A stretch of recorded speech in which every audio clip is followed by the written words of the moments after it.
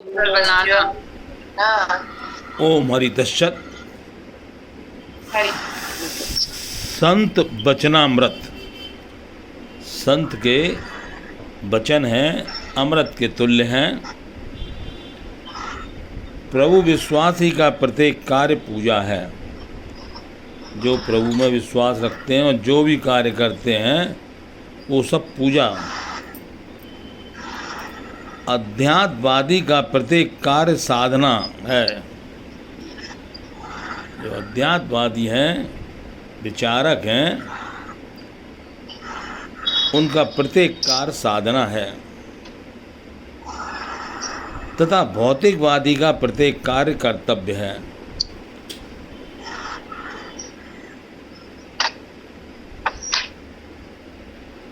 सब कुछ करने पर वही प्राप्त होता है जो करने के आरंभ में से पूर्व था। वचन अमृत सुने, बहुत सुंदर वचन है। सब कुछ करने के बाद वही प्राप्त होता है जो करने से आरंभ से पूर्व था। तो करने के पूर्व हमको क्या था?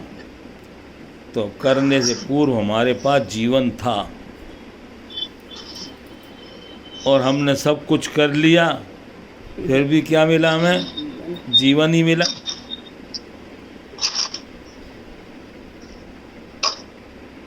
तो कितनी विश्वास की बात है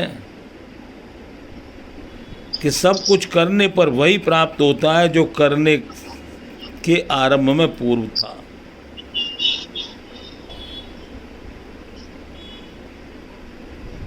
इसलिए परेशान होने की कतई ज़रूरत नहीं है कि हमें पहले ये पता होना चाहिए हमारे पास क्या है। तो पता चलता हमारे पास जीवन है और हमने सब कुछ किया, फिर भी क्या मिलेगा? जीवन। तो चलती चक्की देख के दिया कबीरा रोए रोए और दुई पाटन के बीच में साबुत बचा न कोई। तो ये सब कुछ हमने किया, इस पर विचार करने की बात है कि सब कुछ किया लेकिन करने के बाद मिला क्या हमको? बोले जो पहले था। तो पहले से ही हमें जीवन प्राप्त है और जब जीवन प्राप्त है तो उस प्राप्त जीवन में प्रभु विश्वास का प्रत्येक कार्य पूजा है। जो प्रभु में विश्वास करता है, कोई भी कार्य करता है, रोटी बनाता है, पढ़ाई पढ़ता है, झाड़ू लगाता है, कुछ भी करता है, वो सब पूजा कहलाती है। ऐसा ही नहीं है पूजा ही पूजा कहलाती हो, लेकिन हमें ईश्वर में विश्वास है। ईश्वर ने कहा कि तो कोई भी काम किया है तो वो पूजा है। अब हमारी गिनती आगे बढ़ जाती है तो आगे चलकर हम इस समय आप अध्यात्मवादी कहलाते हैं। अध्यात्मवादी का प्रत्येक कार्य साधना है। जो भी करेंगे वो साधना कहलाएगी, लक्ष्य तक पहुंचने का तरीका। और सबसे प्रारंभ में हम भौतिकवादी, तो भौतिकवादी कोई बुरी चीज़ नहीं होती है। भौतिकवादी का हम सबका कर्तव्य क्या है? प्रत्येक कार्य कर्तव्य है। जो काम करेंगे वही कर्तव्य कहलाएगा। और सब कुछ करने पर प्राप्त वही होगा जो पहले से ही प्राप्त है, जीवन। तो अब हम लोग जब बैठते हैं तो इसमें 3 तरीके के लोग होते हैं। तो तीसरा वचन है उत्तम पुरुष का परिवर्तन ज्ञान से। जो उत्तम पुरुष होते हैं उनमें चेंज आता है, काय से आता है? ज्ञान से। मध्यम पुरुषों का लालच से उनको कैसे लगाया जाता है भाई साधन में? तो उन्हें कोई लालच दी जाती है, ये काम करोगे तो ये काम हो जाएगा। और तीसरे निकृष्ट पुरुषों का भय से होता है। तो इसलिए हमारी कथाओं में भय ज़्यादा दिखाया, ये नहीं करोगे तो ऐसा हो जाएगा। तो अपने विषय में विचार करो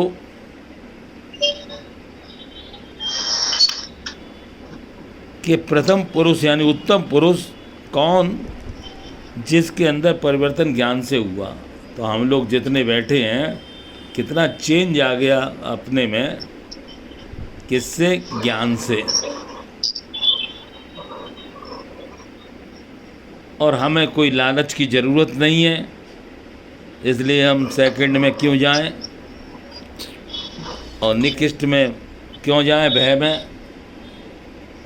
हमारा काम जब ज्ञान से चलता है तो हम अपना काम ज्ञान से करें। जब भी तो हम लोग गाते हैं ज्ञान मिला,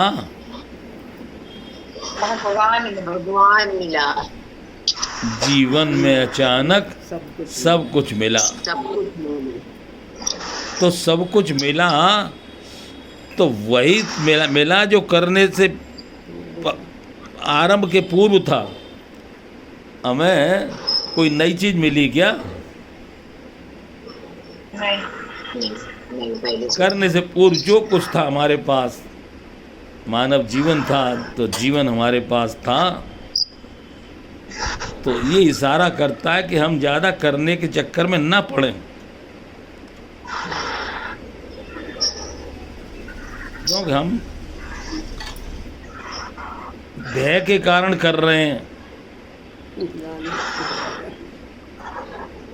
कुछ लोग लालच के कारण कर रहे हैं, लेकिन हम लोग ज्ञान से। इसलिए प्रथम पुरुष कहलाएंगे, उत्तम पुरुष कहलाएंगे। जो काम करो ज्ञान से करो, जो काम करो निज विवेक का आदर से। कार्य करने से पहले, और ये बात पक्की समझ लो, तुम चाहे जो कुछ कर लो, करने के बाद तुम्हें मिलेगा वही जो पहले से तुम्हारे पास है।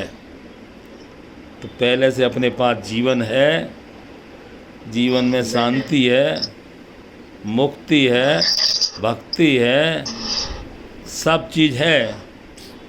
तो इतनी सारी मेहनत काहे के लिए करी? ये चीज़ें तो हमारे पास पहले से थी। तो जो पहले से थी तो वो जानता, ज्ञानी जानता है ये तो सब चीज़ हमारे पास थी। इसलिए वो प्रथम पुरुष कहलाता है, उत्तम पुरुष कहलाता है। और संसार में रहने के लिए अब अगला वचन है, शरीर श्रमी, मन संयमी, बुद्धि विवेकवती, हृदय अनुरागी और अहम को अभिमान शून्य करना स्वयं को सुंदर बनाने का अत्यंत अनिवार्य है। ये जीवन जीना है तो इसकी कला कैसी सुंदर है, जो अपने नियम के अंतर्गत आता है। शरीर कैसा हो? श्रमी।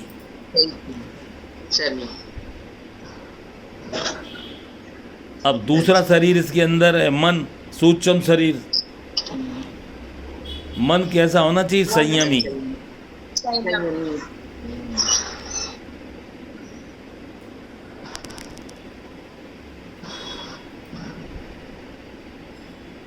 और बुद्धि ऐसी हो जो निज विवेक का आदर करती हो। बुद्धि विवेकवती का मतलब होता है अपने ज्ञान का आदर करना।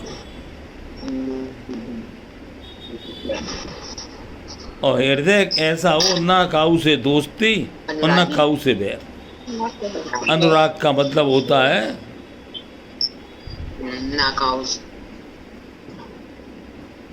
एक हृदय ऐसा होता है जिसमें किसी से तो राग है और किसी से द्वेष है, लेकिन नहीं, हम लोगों का हृदय कैसा है? अनुरागी। न राग है न द्वेष है, प्रेम ही प्रेम है।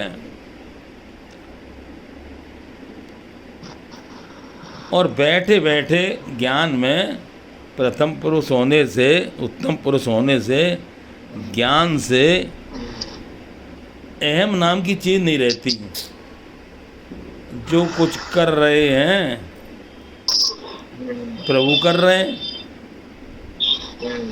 तो प्रभु विश्वासी का प्रत्येक कार्य पूजा है। तो हम जो काम करेंगे वो पूजा कहलाएगी। अध्यात्मवादी का प्रत्येक कार्य साधना है, जो हमें मिला है। भाई मानव जीवन काहे के लिए मिला है? साधन के लिए।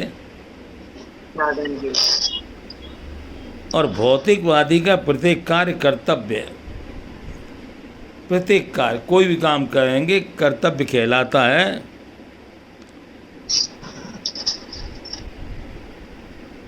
तो इसलिए अब जो कर्तव्य हमको करना है, वचन के अमृत के समान है ये।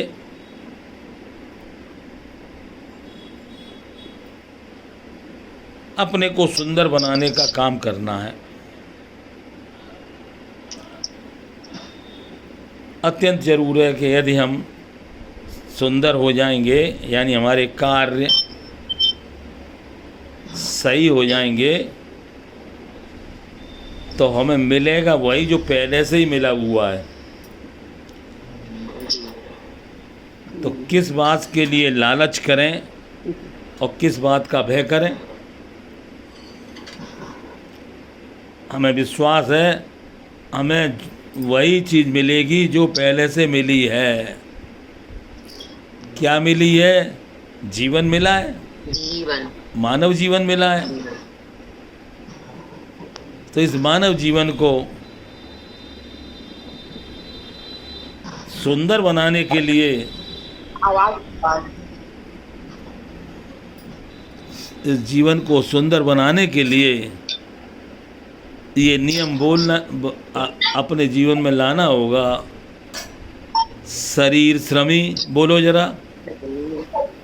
शरीर श्रमी, मन संयमी, बुद्धि विवेकवती, हृदय अनुरागी, मन को चलाना। अब ये अनिवार्य चीज है, इसके बगैर हमारा काम नहीं चलेगा।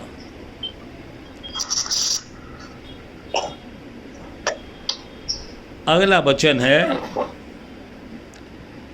की हुई भूल पर पश्चाताप करने के समान कोई प्रायश्चित नहीं। हमसे पहले किसी वजह से भूल हो गई है,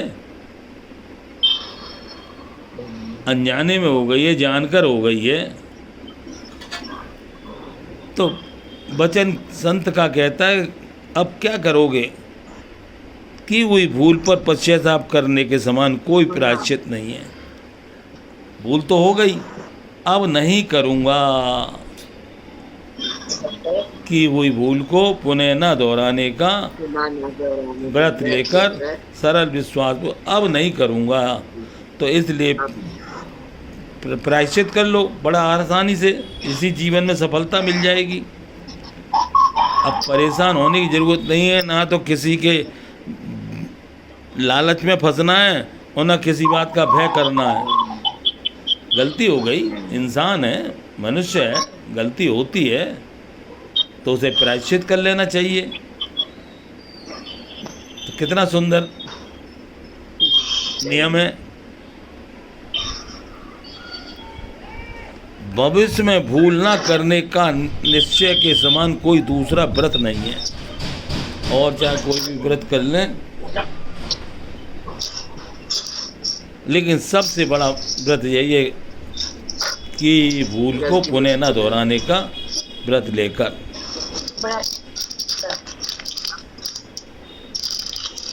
अगला नियम है, अगला संत का वचन अमृत है, मैं मूल रूप से कहूँगा कि 3 भूलें हमसे हुई हैं। हमारे जीवन में 3 भूलें हमसे हुई हैं।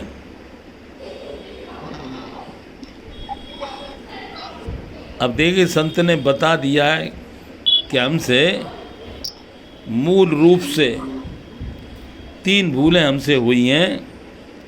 एक भूल तो ये हुई है कि हम मिले हुए बल का दुरुपयोग कर बैठते हैं।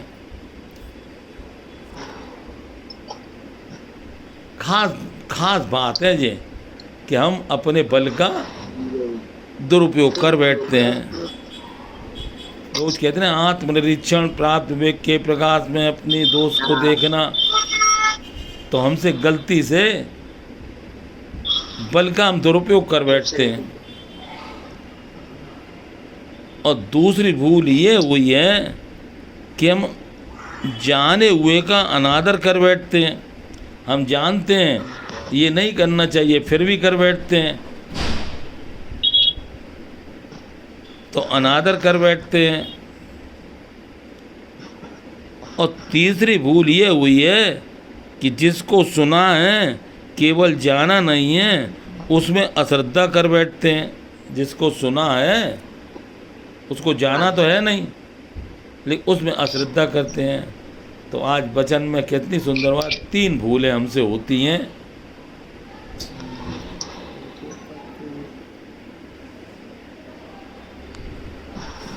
एक भूल है बल का दुरुपयोग, दूसरा है विवेक का अनादर यानी जाने हुए का अनादर, और तीसरी भूल होती है जिसे सुना है उसे जाना नहीं है, उसमें अश्रद्धा कर बैठते हैं। तो अब भूल नहीं करेंगे तो कौन सी भूल नहीं करेंगे? अश्रद्धा नहीं करेंगे। मिले हुए का सदुपयोग करेंगे, विवेक का अनादर नहीं करेंगे और बल का दुरुपयोग नहीं करेंगे। तो यानी बल का दुरुपयोग नहीं करेंगे, विवेक का अनादर नहीं करेंगे, और जो हमने सुना है उसमें अश्रद्धा नहीं करेंगे। हमसे यही 3 भूल होती है। अश्रद्धा कर बैठते हैं। अरे किसी को किसी तरीके से काम चलता है, किसी को किसी तरीके से काम चलता है। सब कुछ करने पर वही प्राप्त होता है जो पहले से प्राप्त है, फिर घबराहट की जरूरत क्या है?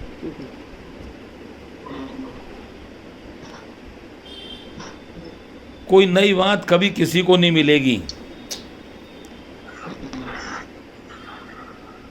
दाता ने जो चीज पहले से दे रखी है, बल दे रखा है, विवेक दे रखा है, विश्वास दे रखा है, तो जब ये पहले से है मिलेगा तो यही कि कोई नई चीज मिलेगी। तो ये वचन हमको बहुत अच्छा लगा कि सब कुछ करने पर वही प्राप्त होता है जो करने के प्रारंभ से पूर्व था। तो ये कौन सा प्राणी है? वो प्रभु विश्वासी है। प्रभु विश्वासी कह सकता है कि हमें वही सब मिला जो पहले से मिला हुआ था। तो इसलिए फिर जो कार्य करेगा वही उसके लिए पूजा हो जाएगी। और सबसे ऊंची चीज है विश्वास। उसके बाद नंबर आता है ज्ञान का, और उसके बाद नंबर आता है बल का। तो बल भी अपने पास, विवेक भी अपने पास, और विश्वास भी अपने पास। अब जो चीज़ हमारे अंदर सजीव हो जाती है, जब विश्वास सजीव हो जाता है तो वो हर कार्य पूजा समझ के करता है, हर कार्य पूजा। और जब विवेक से चलना चालू हो जाता है तो विवेकी के लिए हर काम साधना है।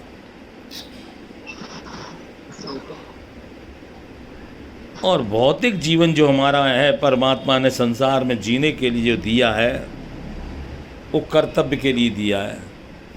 तो तो अब विश्वास हो गया, कर्तव्य से तुमको क्या मिलेगा? पहले से मिला मिलाया था, हाँ, वही चीज तो मिली बंद। जो पहले से प्राप्त थी। तो हम करने के जाल में पड़ जाते हैं, जानने के जाल में पड़ जाते हैं, मानने के जाल में पड़ जाते हैं। करना, मानना, जानना, ये हमारा सही सही हो जाए तो बेड़ा पार है। लेकिन ये विश्वास जरूर है कि कोई नई चीज नहीं मिलने वाली। हाँ, करके भी, जान कर भी और मान कर भी पूरी पोथियां पढ़ डाली, क्या मिला? जो पहले से था वही तो मिला। तो पहले से था वही है। वही मिला जो पहले से था। ये बात जरूर है कि उत्तम पुरुष, मध्यम पुरुष और निकृष्ट 3 तरीके के लोग होते हैं। उत्तम पुरुष अपना काम ज्ञान से चला लेते हैं। ध्यान से करते हैं। उनको किसी प्रकार की लालच देने की जरूरत नहीं है। अब तुम लोग लालच में फंसने वाले हो,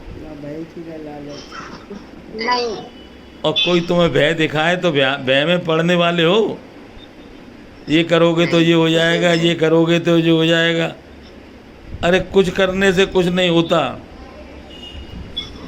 जो पहले से था बदल गए हैं पहले। वही मिलने वाला है। क्या मिलने वाला है? पहले से जीवन था, जीवन ही मिलेगा। जीवन था, जीवन में सब कुछ है। तो कपड़े बदल लेंगे और क्या होगा?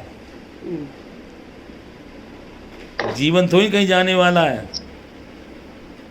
जीवन दाता ने जो चीज पहले से दी है, वो कैसी चीज दी है? अजर दी है, अमर दी है, अविनाशी दी है। पहले से ही है ये चीज हमारे पास। तो काहे को इतनी मेहनत करते हो? काहे को इधर इधर का माल उधर, उधर का माल इधर करते हो? हैं?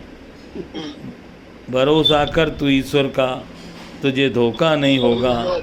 जीवन बीत जाएगा, तुझे रोना नहीं होगा। किस बात की लालच और किस बात का भय?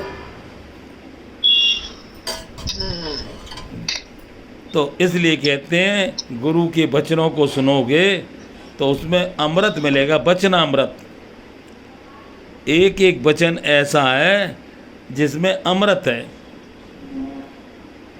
अमृत का मतलब होता है कि मृत्यु का भय मिट जाना। मृत्यु का भय का मिट जाना। तो जब हमारा मृत्यु का भय मिट जाता है तो समझ लो हमको ज्ञान मिल गया। तो ज्ञान मिलते ही उत्तम पुरुष हो गए हम।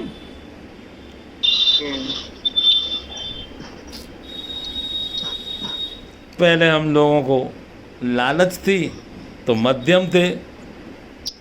ये कथा सुनोगे तो ऐसा हो जाएगा, ये कथा सुनोगे तो ऐसा हो जाएगा, और ऐसा नहीं करोगे तो ऐसा हो जाए, भय। तो हमें निकृष्ट से मध्यम में आए। निकृष्ट थे, नीचे थे, लेकिन थोड़े हमारे अध्यात्म में आए तो हम मध्य में आ गए। अब मध्य में से प्रथम में आ गए। तो धीरे धीरे हमारा विकास होता है। सत्संग में कोई वचन बेकार नहीं जाता है। अब हमारी मान्यता के ऊपर है। अगर हम परमात्मा का अस्तित्व मानते हैं, यदि हमारे के अंदर ये खास बात है, हम परमात्मा के अस्तित्व को मानते हैं, तो शरणागत हो जाए। हम मानते हैं भगवान है, अस्तित्व मानते हैं, तो कितना सरल साधन है, उनके शरणागत हो गए हैं। और यदि अपना अस्तित्व मानते हैं तो अचाव हो जाए, अकिंचन हो जाए। और जगत का अस्तित्व मानते हैं तो सेवा करें। हमें मालूम पड़ता है जगत है, तो जगत के साथ संबंध तो एक ही है, सेवा का। अपना अस्तित्व मानते हैं तो अचा और अकिंचन हो जाएं। और प्रभु का अस्तित्व मानते हैं तो शरणागत होते हैं। हे नाथ, आप जो चाहो। शरणागत का भजन है, जहाँ नाथ रख लोगे वहीं मैं रहूँगा, जहाँ ले चलोगे वहीं मैं चलूँगा। ये जीवन समर्पित शरण में तिहारे, तुम्ही प्राण प्यारे। जो कुछ कहूँगा नाथ, जो कुछ कहूँगा नाथ, तुम्ही से कहूँगा, जहाँ ले चलोगे वहीं मैं चलूँगा। तो शरणागत होते ही और वायु दिव्य ज्ञान में आ गए, अपना अस्तित्व है मानते हैं, तो किसी प्रकार की चाहना नहीं और किसी प्रकार का संबंध नहीं हमारा। अकिंचन है, हमारा किसी से कोई संबंध नहीं है और कोई भी चाहना भी नहीं है। तो अकिंचन अचाह होते ही अब परमात्मा की मर्जी है, जहाँ नाथ भेज देंगे भाई हम चले जाएंगे। हमारी ना कोई अर्जी और ना कोई हमारी मर्जी। अकिंचन हो गए, अचाह हो गए। और ऐसा दिखाई देता है कि जगत है, परिवार है, तो सबसे बढ़िया सेवा करो। शरीर है तो शरीर की सेवा करो, साथी हो साथी की सेवा करो। तो जगत का अस्तित्व मानते हो तो सेवा को अपनाओ, अपना अस्तित्व मानते हो तो अकिंचन अचाह हो जाओ, और प्रभु का अस्तित्व मानते हो तो शरणागत हो जाओ। हम तीन ही तरीके के हैं।